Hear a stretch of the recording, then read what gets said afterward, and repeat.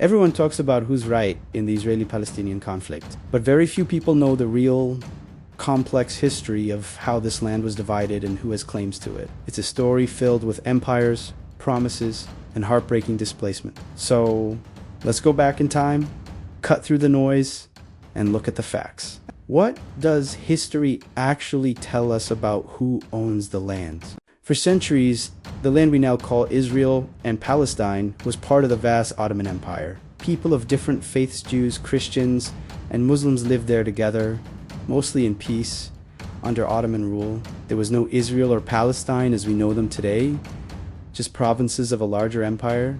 Jewish communities had always maintained a presence in the region, which they considered their ancestral homeland, Zion. At the same time, the Arab population was the overwhelming majority, having lived there for generations. Everything changed with World War I. The Ottoman Empire collapsed, and the victorious powers, Britain and France, carved up the Middle East for themselves. In 1917, Britain issued the Balfour Declaration, a short but momentous letter. It declared support for the establishment in Palestine of a national home for the Jewish people, while also stating that nothing shall be done which may prejudice the civil and religious rights of existing non-Jewish communities. It was a promise made by a foreign power about a land it didn't yet control. That would set the stage for a century of conflict. How could you create a Jewish national home without affecting the rights of the 90% Arab majority?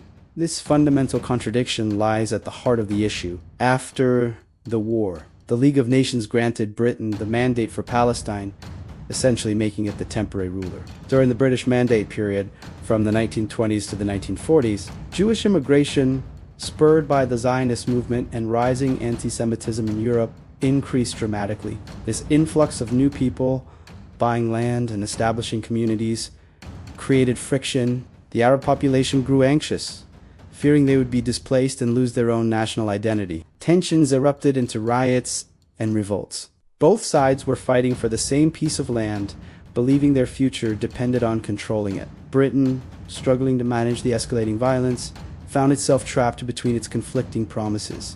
By 1947, Britain had had enough. It handed the problem of Palestine over to the newly formed United Nations. The UN proposed a solution, Resolution 180, the Partition Plan.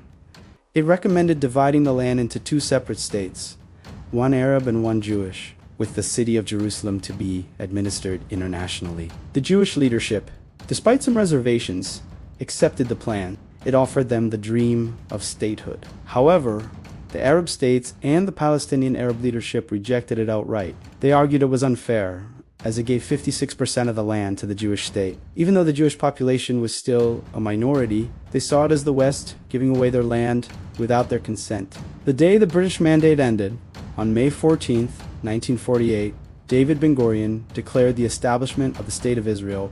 The very next day, armies from 5 neighboring Arab countries, Jordan, Syria, Lebanon, and Iraq, triggering the 1948 Arab-Israeli War. For Israelis, this is their war of independence, a fight for survival against overwhelming odds. For Palestinians, it is the Nakba, or the catastrophe, during the war. Israeli forces expanded their territory beyond the UN partition lines. Over 700,000 Palestinians fled or were expelled from their homes, becoming refugees in neighboring countries and within the remaining Palestinian territories, the West Bank and the Gaza Strip. Their villages were destroyed, their histories erased. This mass displacement is a core trauma in the Palestinian identity. The war ended in 1949 with armistices, but no peace treaty. Israel controlled about 78% of the former Mandate territory. Jordan annexed the West Bank and East Jerusalem, while Egypt took control of the Gaza Strip. The promised Palestinian state never materialized. The next major turning point was the Six-Day War in 1967. In a swift and decisive conflict, Israel captured the Sinai Peninsula and the Gaza Strip from Egypt, the West Bank and East Jerusalem from Jordan, and the Golan Heights from Syria. This single event placed Israel in military control of the remaining Palestinian territories and their populations. The UN Security Council passed Resolution 242, calling for the withdrawal of Israel armed forces from territories occupied in the recent conflict, and for all states in the area to live in peace within secure and recognized boundaries. However, the interpretation of this resolution has been debated ever since.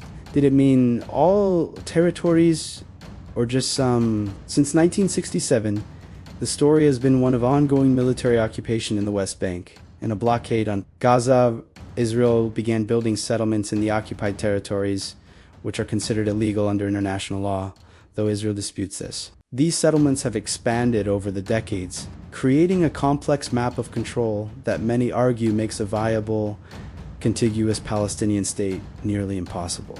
There have been moments of hope, like the Oslo Accords in the 1990s, which created the Palestinian Authority and were meant to be a stepping stone to a final peace deal. But that process collapsed, leading to more violence, including 2 major Palestinian uprisings or intifadas. So, who really owns the land? Jewish people claim a deep historical and religious connection dating back thousands of years, reinforced by international declarations like the Balfour Declaration and the UN's 1947 partition plan that legitimized the Jewish state. They see their presence as a return from exile in the 1948 war as a defense of their very existence. Palestinians claim ownership based on centuries of continuous presence as the majority population before the 20th century. They see the creation of Israel as an act of colonial settlement and their displacement as a profound injustice, a Nakba that has never ended. They argue that international law supports their right to self-determination and an end to military occupation. The history is not a simple case of right versus wrong. It is a tragedy of 2 peoples with legitimate and deeply held claims to the same small piece of land. Perhaps the real question isn't who owns it, but how can it be shared? After seeing the maps, the declarations, and the human cost of this century-long struggle, what do you think?